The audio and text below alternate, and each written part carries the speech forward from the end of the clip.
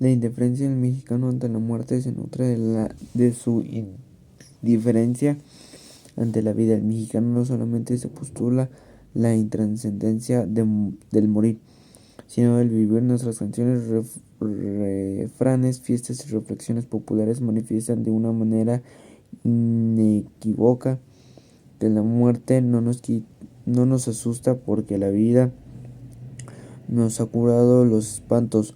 Morir es natural y hasta deseable. Cuanto más pronto mejor. Nuestra indiferencia ante la muerte es otra cara de nuestra indiferencia ante la vida. Matamos porque la vida, la nuestra y ajena, carece del valor y es natural. Así ocurran, vida y muerte son inesperables, y cada vez que la primera pierde significación, la segunda vuelve a trascenderse. La muerte mexicana es un espejo de la vida de los mexicanos ante ambas. El mexicano se cierra, las ignora. El desprecio a la muerte no nos está reñido con el culto de las profesiones. Ella está presente en nuestras fiestas, en nuestros juegos, en nuestros pensamientos. Morir y matar son ideas que pocas veces nos abandonan. La muerte nos seduce. La fascinación que ejerce sobre nosotros quizá brote de nuestro hermetismo y de la furia con el que rompemos la presión de nuestra vitalidad. Constreña a expresarse en formas que la tradición se explica como el carácter mortal, agresivo o suicida de nuestras explosiones. Cuando estallamos, además, tocamos el punto más alto de la tensión, rozamos el vértice britante de la vida, y allí, en la cultura del frenesí, sentimos el vértigo. La muerte nos atrae. Por otra parte, la muerte nos venga de la vida, la desnuda de todas sus vanidades y pretensiones. En un mundo cerrado y sin salida, en donde todo es muerte, lo único valioso es la muerte. Pero afirmamos algo negativo: calaveras de azúcar o de papel de China, esqueletos coloridos de fuegos artificiales. En nuestras representaciones populares son siempre burla de la vida, afirmación de la naderia e insignificativa de la humana existencia. Adoramos nuestras casas con cráneos, comemos el día de los difuntos panes que fingen huesos, y nos divierten canciones y chascarrillos en los que ríe la muerte pelona. Pero no toda fanfarrona familiaridad no nos dispensa de la pregunta que todos nos hacemos: ¿qué es la muerte? No hemos inventado una nueva respuesta, y cada vez nos preguntamos, nos escogemos de hombros: ¿qué importa la muerte si no nos importa la vida? El mexicano obstiene, cerrado ante el mundo y sus semejantes. Se abre la muerte, la adula, la festeja, la cultiva, se abraza a ella definitivamente y para siempre. Pero no se entrega. Todo está lejos del mexicano. Todo lo es extraño, y en primer término la muerte la extraña por excelencia. El mexicano no se entrega a la muerte, porque la entrega extraña el sacrificio, y el sacrificio a su vez exige que alguien dé y alguien reciba. Esto es, que alguien se abra y se encare a una realidad que lo transciende en el mundo intrascendiente. Cerrado sobre sí mismo, la muerte mexicana no da ni recibe, se consume en sí misma y a sí misma se satisface. Así pues, nuestras relaciones con la muerte son íntimas, más íntimas acaso que las de cualquier otro pueblo, pero desnudas de significación y desprovistas de erotismo. La muerte mexicana es estéril, no engendra, como los aztecas y cristianos, nada más opuestos a esta actitud que la de los europeos norteamericanos. Leyes, costumbres, moral pública y privada tienden a presentar la vida humana. Esta protección impide que parezca cada vez con más frecuencia ingeniosos y refinados asesinos, eficaces productores del crimen perfecto y en serie. La reiterada interrupción de crímenes profesionales que maduran y calculan sus asesinatos con precisión inaccesible a cualquier mexicano. El placer con el que relatan sus experiencias, sus voces y sus procedimientos, la fascinación con la que el público y los periódicos recogen sus confesiones, y finalmente la reconocida ineficacia de los sistemas de represión con el que pretende evitar nuevos crímenes muestran que el respeto de la vida humana, que tanto enorgullece a la civilización occidental, es una noción incompleta o hipócrita. El culto a la vida, si de verdad profundo y total, es también culto a la muerte. Ambas son inesperables. Una civilización que niega la muerte acaba por negar a la vida. La protección de los crímenes modernos no es una más consecuencia del progreso de la técnica moderna, sino el desprecio a la vida inexonerable, implícito en todo voluntario escamoteo de la muerte. Y podría agregarse que también la perfección de la técnica moderna y de la popularidad no son sino frutos como los campos de la concentración y el empleo de sistemas de exterminación colectiva, de una concepción optimista y unilateral de la existencia, y así es inútil excluir a la muerte de nuestras representaciones, de nuestras palabras, de nuestras ideas, porque ella acabará por suplirnos a todos y en primer término a los que viven ignorando o fingiendo que lo ignoran. Cuando el mexicano mata por vergüenza, placer o capricho, mata a una persona a un semejante. Los criminales y estadistas modernos no matan, suprimen, experimentan con seres que han perdido ya su calidad humana. En los campos de concentración, primero se degrada al hombre. Una vez convertido en objeto, se le extermina en masa criminal típico de gran ciudad. Más allá de los móviles concretos que lo impulsan, realiza en pequeña escala lo que el caudillo moderno hace en grande. También su modo experimenta, envenena, disgrega cadáveres en ácidos, incinera despojos, convierte en objetos sus víctimas. La antigua relación entre víctimas y victimario, que es lo único que humaniza el crimen, lo único que hace inimaginable, ha desaparecido. Como en las novelas de Sade, no hay ya sino verdugos y objetos, instrumentos de placer y destrucción. En la existencia de las víctimas hace intolerable y total la infinita soledad del victimario. Para nosotros el crimen es todavía una relación, y en ese sentido posee el mismo significado liberador que la fiesta o la confesión. De ahí su dramatismo, su poesía y, por qué no decirlo, su grandeza. Gracias al crimen accedemos a una efímera trascendencia.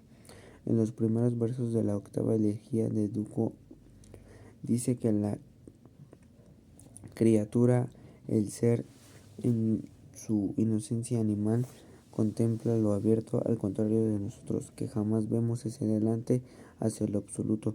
El miedo nos hace volver el rostro, darle la espalda a la muerte, y al negarnos a contemplarla, nos encerramos fatalmente a la vida, que es una totalidad que la lleva en sí. Lo abierto es el mundo en donde los contrarios se reconcilian y la luz y las sombras se funden. Esta concepción tiene a devolver a la muerte su sentido original, que en nuestra época le da arrebatado. Muerte y su vida somos contrarios que se contemplan, ambas son mitades de una esfera que nosotros, sujetos a un tiempo y espacio, no podemos sino entrever en el mundo penetral. Muerte y vida se confunden en nuestro, se oponen en el más allá, vuelven a reunirse, pero ya no en el ser animal anterior al pecado y a la conciencia, sino como inocencia reconquistada. El hombre puede trascender la posición temporal que las encende y que no reside en ellas, sino en una conciencia, y percibirlas como una unidad superior. En este conocimiento no supera sino a través de un desprendimiento. La criatura debe renunciar a su vida temporal y a la nostalgia del limbo del mundo animal. Debe abrirse a la muerte si quiere abrirse a la vida. Entonces será como los ángeles.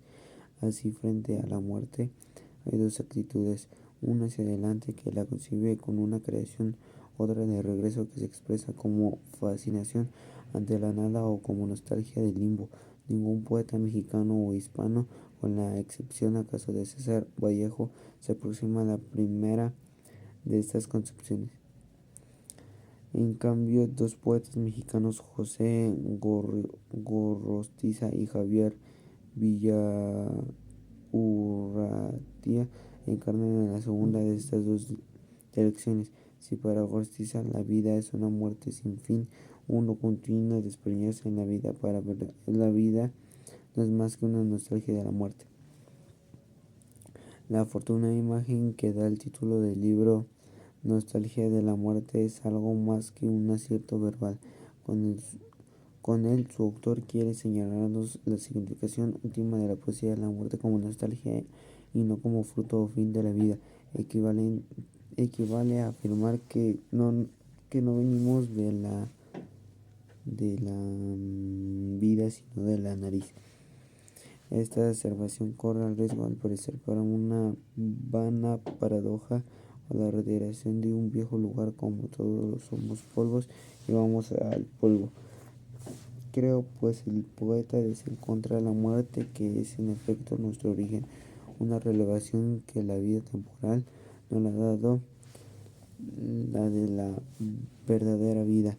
Al morir, la augía del instanteo recorrerá su cuadrante, todo acabará en un instante, y será posible acaso vivir después de haber muerto, regresar a la muerte original, será volver a la vida antes de la vida, vida antes de la muerte, al limbo de la entraña materna. Muerte sin fin. El poeta de José es quizá el más alto testimonio que poseemos hispanamente en una conciencia verdaderamente moderna, inclinada sobre sí misma, presa de sí y de su propia claridad. Cargando el poeta al mismo tiempo lúcido y expresándose, desea arrancar su máscara a la existencia para contemplarla en su desnudez el diálogo entre el mundo y el hombre. Viejo como la poesía y el amor, se transforma el agua y el vaso que la ciñe, el pensamiento y la forma que se vierte, y a la que acaba de corroer. Por eso las apariencias, árboles, pensamientos, piedras y emociones, días y noches, crepúsculos no son sino metáforas, tintes de colores, y el poeta advierte que solo sopló que hincha la substancia de la modela y la erige forma. Es el mismo que la Corea le arruga y destrona en este drama sin personajes, pues todos somos reflexiones de frases. No es el conmigo mismos en el lenguaje de espejos y ecos. Tampoco la inteligencia es una cosa que reflejo, forma y la más pura de la muerte, una muerte enamorada de sí misma. Todo se desempeña en su propia claridad, todo se anega en su fulgor, todo se dirige hacia esa muerte transparente. La vida no es el mismo metáfora, una intervención concreta de la muerte. También ella quiere engañarse. El poeta es el tenso desorden del viejo narcisismo, al que por otra parte no se elude en una sola con el texto, y no solamente la conciencia se complementa a sí misma para en sus lagunas transparentes hacia las necesidades y el espejo del ojo al mismo tiempo, como el poeta Valeri. Y la nada que se miente en la forma de la vida, respiración y pecho que se finge, corrupción de la muerte, termina de desnudarse y hace vacía, se inclina sobre sí misma, se enamora de sí, cae en sí, pero la muerte, en fin, en flor de esta borrachera, la confidencia, nos abrimos, lo usamos tal como la violencia, que nos desgarramos y acabamos y anularnos, y ante la muerte como ante la vida nos alzamos los hombres y luego ponemos un silencio, una sonrisa desdeñosa a la fiesta y el crimen, pues en nuevo ratito relevan que el equilibrio de hacemos gala es una máscara siempre en peligro de ser desgarrada por los sucesos. Todas estas actitudes indican que el mexicano siente en sí mismo y en la carne del país la presencia de una mancha, no por difusa, menos viva, original e inaborrable. Todos nuestros gestos tienden a ocultar esa llaga siempre fresca, siempre lista a encenderse y arder bajo el sol de la mirada ajena. Ahora bien, todo desprendimiento provoca una herida, a reserva de la íntegra. Como en el momento se produjo ese desprendimiento, debo apuntar a cualquier ruptura con nosotros mismos o con los que nos rodean, con el pasado o en el presente, engendra un sentimiento de soledad en los casos extremos, separación de los padres, de la matriz o de la tierra natal, muerte de los dioses o conciencia aguda de sí. La soledad se identifica con la orfandad y ambas se manifiestan generalmente como conciencia del pecado. Las penalidades y vergüenza que infligen en el estado de separación pueden ser consideradas, gracias a la introducción de las naciones de expresión y relación, como sacrificios necesarios, prendas o promesas de una futura comunión que podría fin al exilio de la culpa. Puede desaparecer la herida, secretizar el exilio, resolver la comunidad. La soledad adquiere así carácter purgatorio, purificador del solitario aislado. Trascender una soledad la vive como la prueba y como promesa de la comunión.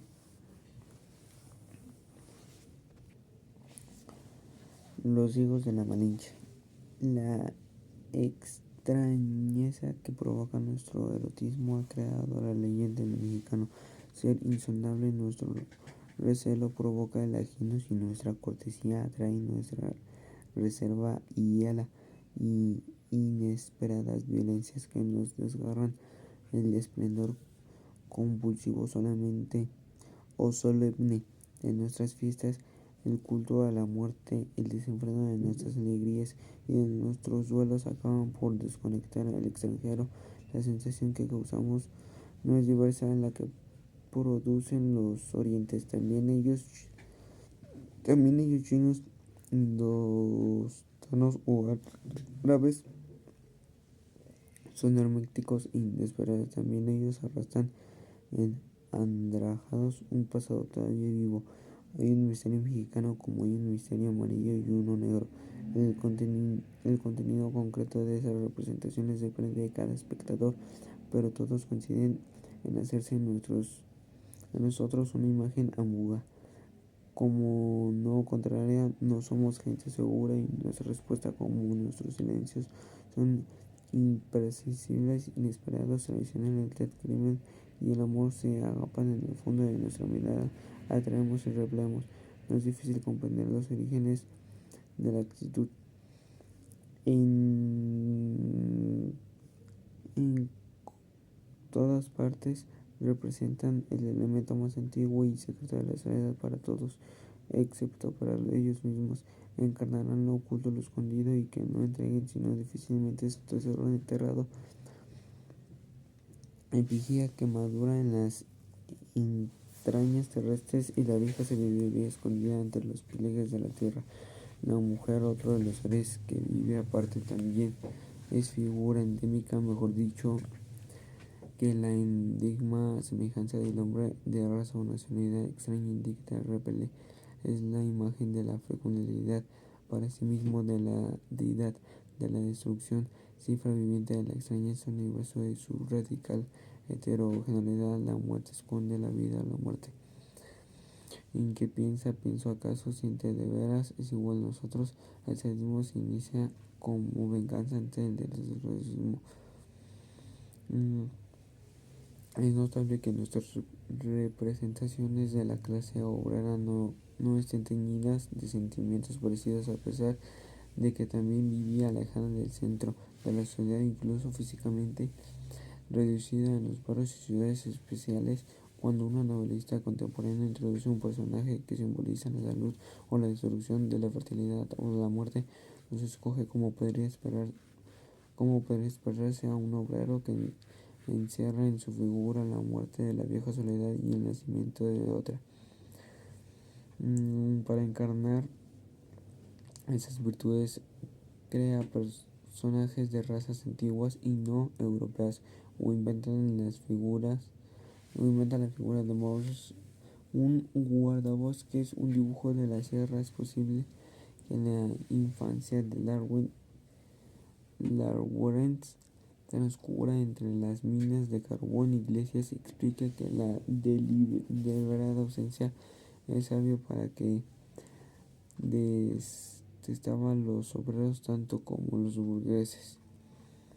Además, el obrero es demasiado reciente y se parece a sus señores, todos son hijos de la máquina.